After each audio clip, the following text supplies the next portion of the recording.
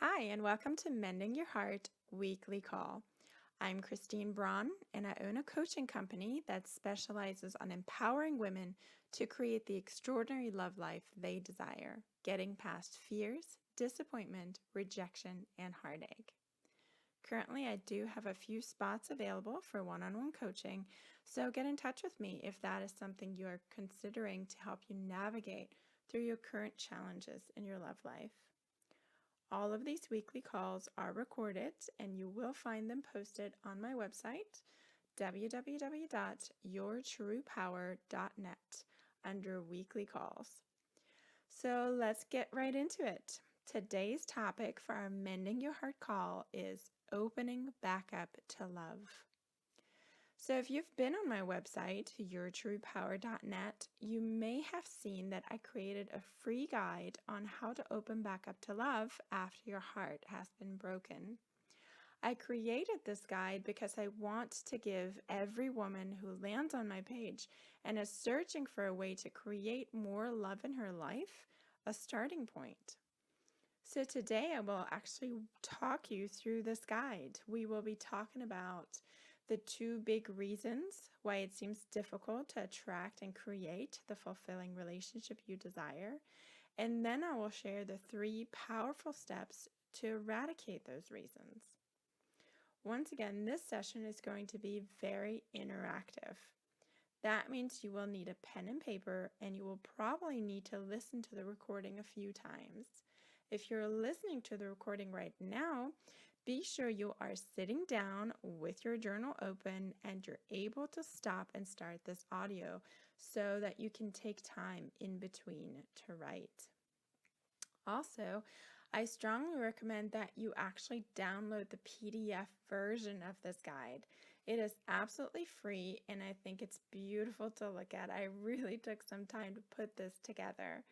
So go to my website, www.yourtruepower.net.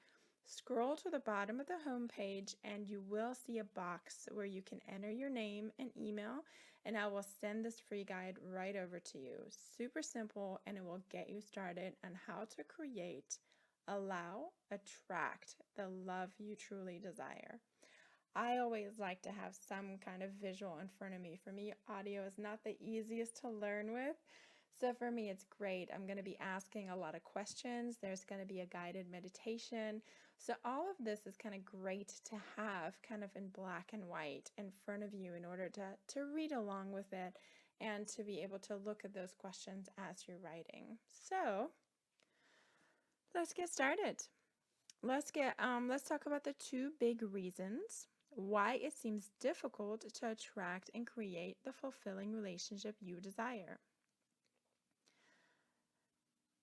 So I think it comes down to these 2 reasons: lack of clarity and lack of self-love.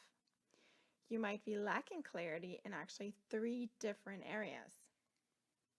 Number 1, you don't know what you actually want in a man or in a relationship. Have you actually taken the time to dig a little deeper and ask yourself what truly fulfills you and why you want the things you want?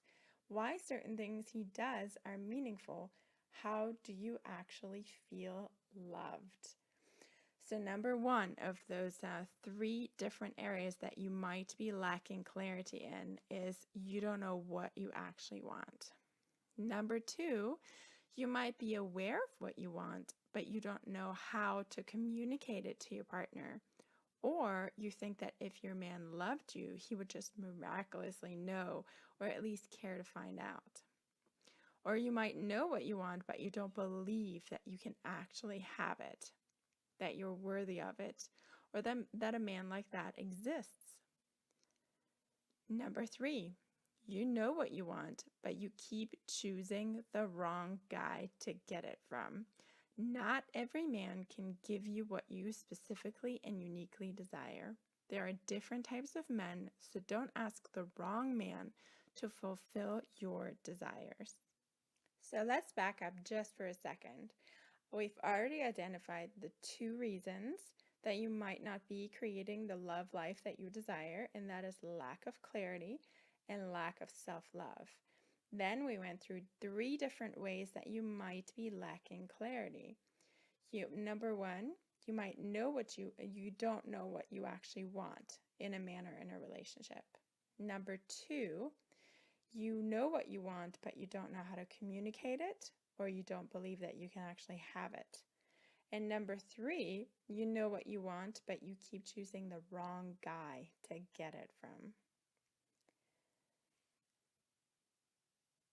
So for that, you have to know yourself really, really well. You have to be completely open and honest with yourself to set your standards and actually keep them. Even if you seem to have crazy chemistry and attraction with a man, if he does not have the 3 fundamental values that matter most to you, leave him be. Trust me, I've definitely tried that one. All right, let's dive in and work on the 3 steps to open your heart. So, step number 1, clarity about past relationships. Answer these questions. What did I like about this past relationship or about my ex? What drew me to him initially? What were the challenges in this past relationship? What was my part in it? What was his? What did I do well in this past relationship? Was I able to completely be myself with my ex? Did he truly see who I am? Second part, clarity about repeating relationship patterns. Answer these questions. How was my most recent ex similar to previous men I have dated? Have I experienced similar challenges with other ex-boyfriends? For that, write down this sentence and then complete it as many ways as possible. Here's the sentence. You ready? I seem to keep choosing men who ... I seem to keep choosing men who blank. So complete the sentence as many times as you can. You know what you do. I'm sure you have a good idea, but it's good to get it all open and out and write it all down for you to see. Examples are, I seem to keep choosing men who are emotionally unavailable. Men who open up to me at first, but then close down. Men who make time for me initially, but then get too busy. Men who take a long time, sometimes days, to text me back and then act like nothing happened. I seem to keep choosing men who make me feel insecure or who have low self-esteem. Write down everything you can think of. Just do a total mind dump. Let it flow. This is going to give us very valuable insight in what you're thinking and what you're attracting and what you're experiencing. After that, continue with answering these questions. Do I have a certain pattern I seem to repeat with men? Have I heard the same thing from several of the men I have dated? For example, I can't give you what you need. It seems like I can't ever do it right. That's definitely something I've heard a couple of times. Next question, do I act differently when I'm single versus when I'm in a relationship?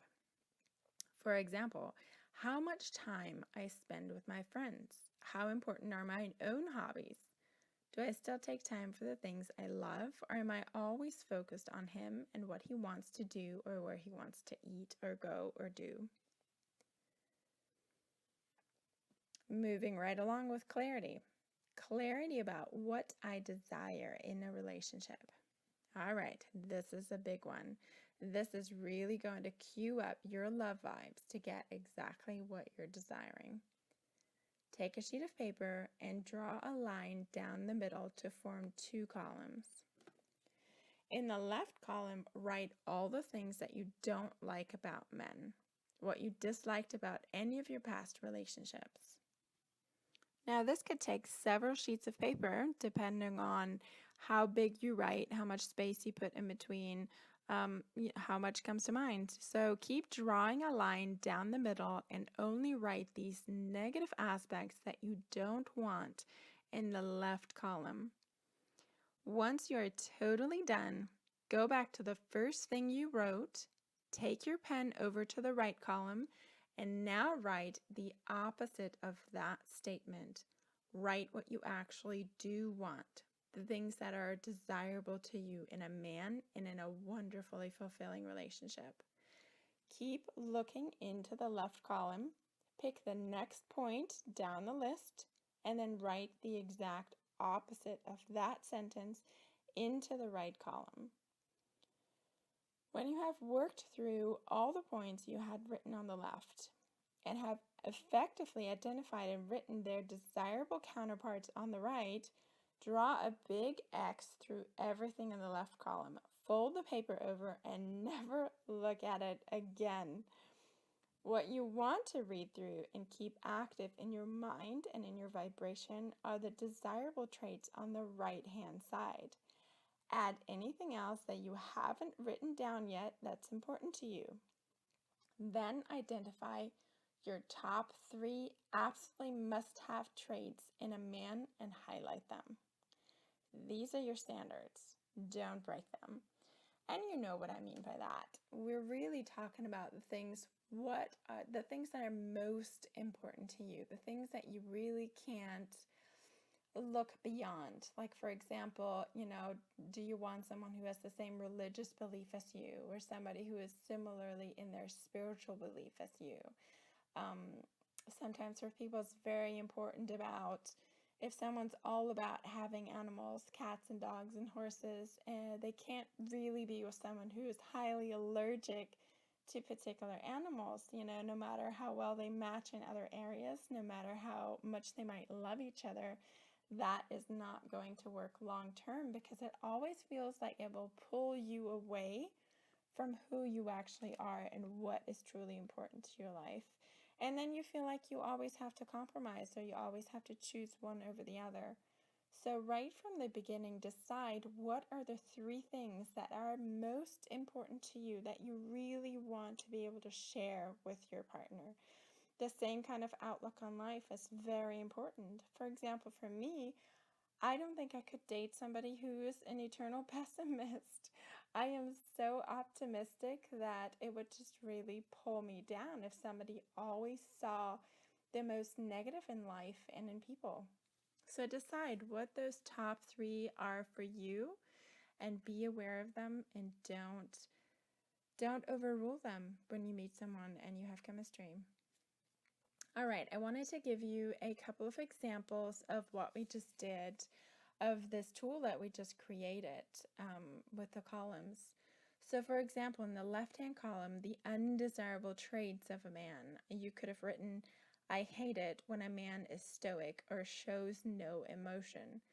So then you would go to the right side of the column and write, what do I want instead? I desire a man who is expressive, who trusts me enough to share what he's thinking and feeling. So did you see how we phrased that in a positive way? I didn't just say, I want a man who isn't stoic and shows this emotion. You want to phrase it in a positive way, because if you see the sentence, I don't want a man who is stoic, then what's going to be activated? You're thinking of a man who is stoic. But if you write down, I desire a man who is expressive, now you're thinking about expressive. What does that look like? What does that sound like? Another example, I don't like sleeping on the way other end of the bed. There's some men who just hate to cuddle, and that's okay, but for me, for example, I don't like to sleep on one end of the bed when the guy is sleeping on the other end of the bed. So for me, in the right-hand column, I would write, I want a man who enjoys physical touch as much as I do, someone who loves to cuddle and be close. One more example. In the left-hand column, the undesirable column, what you don't like about a man who has no ambition or zest for life. In the right-hand column, what do I want? I desire a man who knows what he wants in life and goes for it. He has his own goals and dreams and lets me in on them. All right, awesome work. Let's move on to step number 2. Here we go. Step number 2, clarity about who I am. This one is really important because it'll set us up right for step number 3, which is learning to love yourself a bit more. You can't love yourself if you don't know who you are. So step number 2, clarity about who I am. What's most important to me in life? What is my life about? Think about the 7 key areas of your life: love and relationship, family and friends, career, spirituality and religion, fitness and health, growth and education, hobbies, free time, and travel. Do you put equal value on each of these categories? Do you spend equal time and effort on improving each of these areas? Now, you don't necessarily have to have balance in all areas, but realize if there are some that are a lot more important to you, and then ask yourself if you have a preference in how your partner spreads his time between these key areas. For example, for some of us, it's really hard when the guy is only about his work. Does he have any kind of balance with, does he pay attention to his health? Does he have any hobbies? Does he care enough about the relationship? How are you ranking these 7 key areas for you? And do you care about how your partner ranks his? Couple more questions to help you about figuring out who you are. Where are my strengths? Where are my weaknesses? What is lovable about me? What am I good at? What have I done in my life that I'm really proud of, that really means something to me? What do others compliment me on? What comes really easily to me? What do I really enjoy doing? What inspires me? What lights me up? What are my flaws? What do I criticize about myself? What does my mom tell me I need to change or get better at? Sometimes our moms can be brutal and honest. What do I not want my partner to know about me? What do I worry a man could not love about me? Am I living the life I'm wanting? Am I truly fulfilled in my life? So these questions should give you quite a bit of introspection on who you are. Before we move on from this category, I would say go back to those 7 key areas of your life and rate each area of your life from 0 to 10, 10 being absolutely fulfilled, 0 meaning, oh my gosh, this category just sucks. I feel miserable in this category. So rate each one of these, and I'll say them one more time. Love and relationship, family and friends, career, spirituality and religion, fitness and health, growth and education, hobbies, free time, and travel. So rate each one of them separately. How fulfilled are you in each category? And then one last question. What one thing would need to change in my life that would make me a whole lot happier? Because that question kind of tells us where you are right in this moment. What is most important to you right now in your life? All right, let's move on to step number 3, deeply loving myself. You can't expect someone else to love you when you don't love yourself. Start paying attention to how you treat yourself and how you talk to yourself. Do you treat yourself like you would your best friend? Are you gentle and kind with yourself? Do you compliment yourself? Do you point out things that are going well in your life, giving yourself credit for them? How you talk to yourself matters. The tone of voice and the words you choose matter, especially when you have not enjoyed how boyfriend has treated you in the past. Ask yourself if you are treating yourself any better. So this is the point where I'm going to take you through a quick little visualization exercise, which is called Embracing Your Inner Child. And this is a great exercise for really connecting to that inner love that you have for yourself. And I would really recommend that you stop this recording real quick and actually look for an old photo of when you were about 5 years old.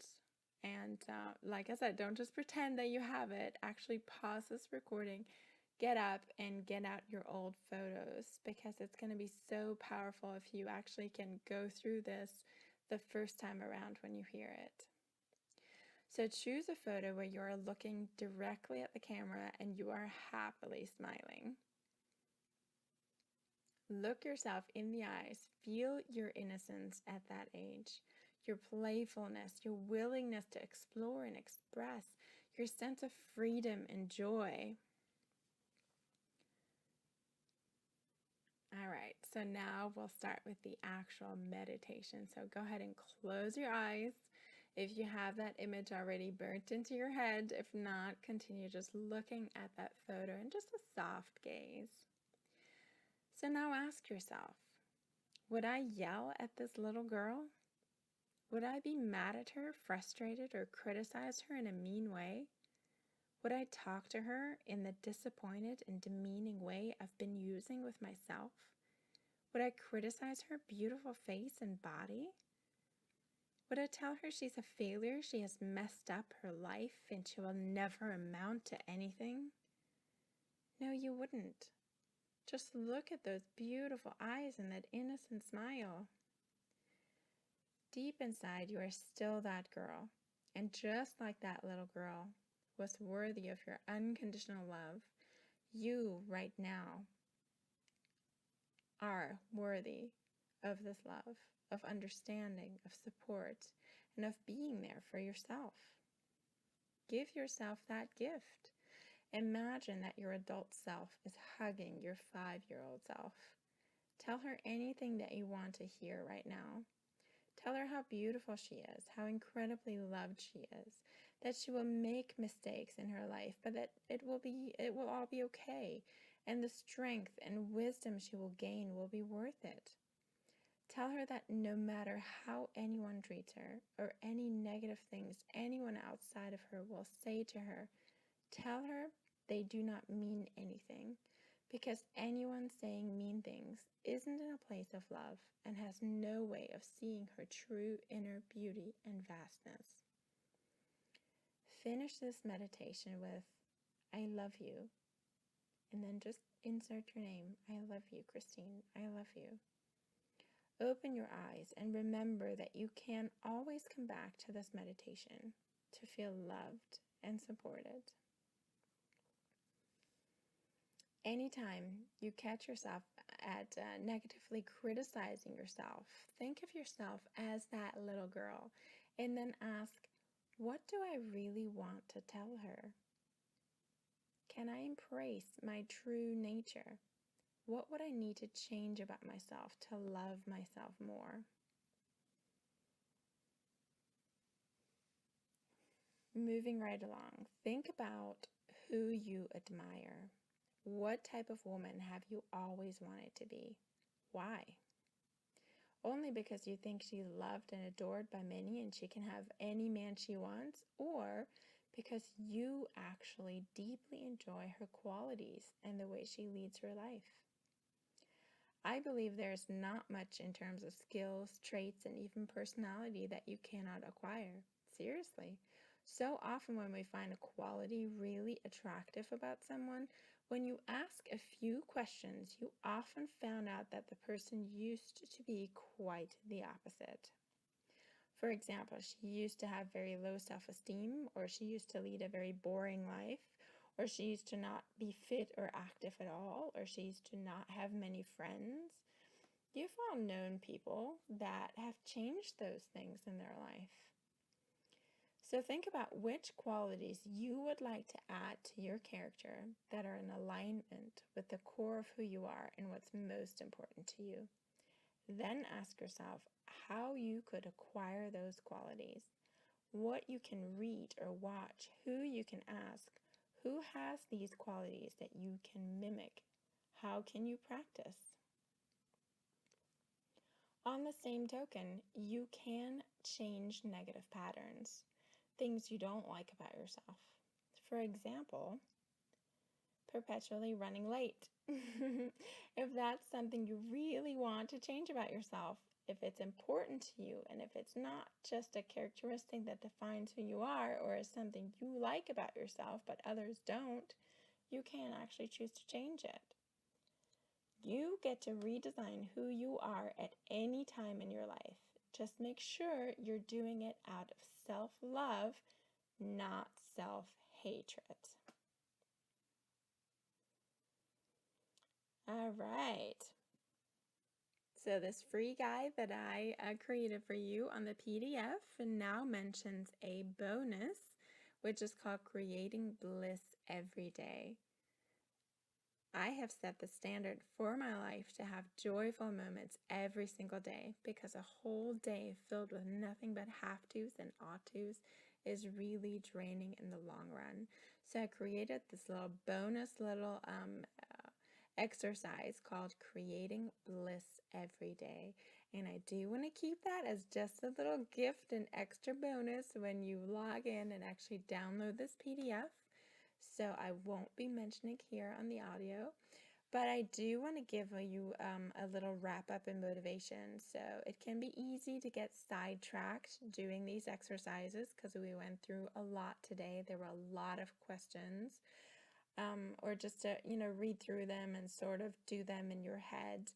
But if you're serious about finally dropping all of your old relationship baggage, identifying and changing your love pattern, and getting onto a solid path to a deeply fulfilling love life, then grab a pen and paper and actually do the work. It is so important. You don't have to do it all at once. This is a lot of information. You can definitely just take one step at a time, one step in one day, next step the next day. But it's really powerful, very introspective, and you can get a lot out of this. And if you do get lost in the midst of all this, remember what it always comes back to.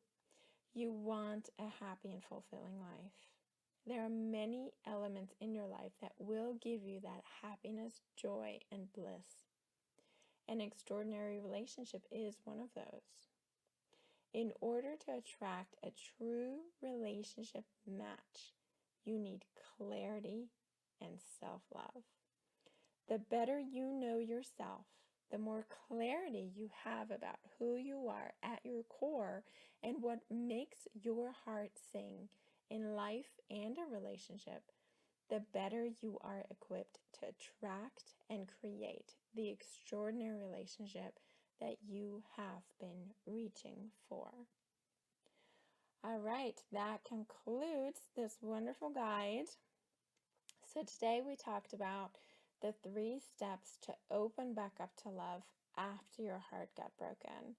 We came up with the 2 big reasons why it seems difficult to attract and create the fulfilling relationship you desired, and that is lack of clarity and lack of self-love.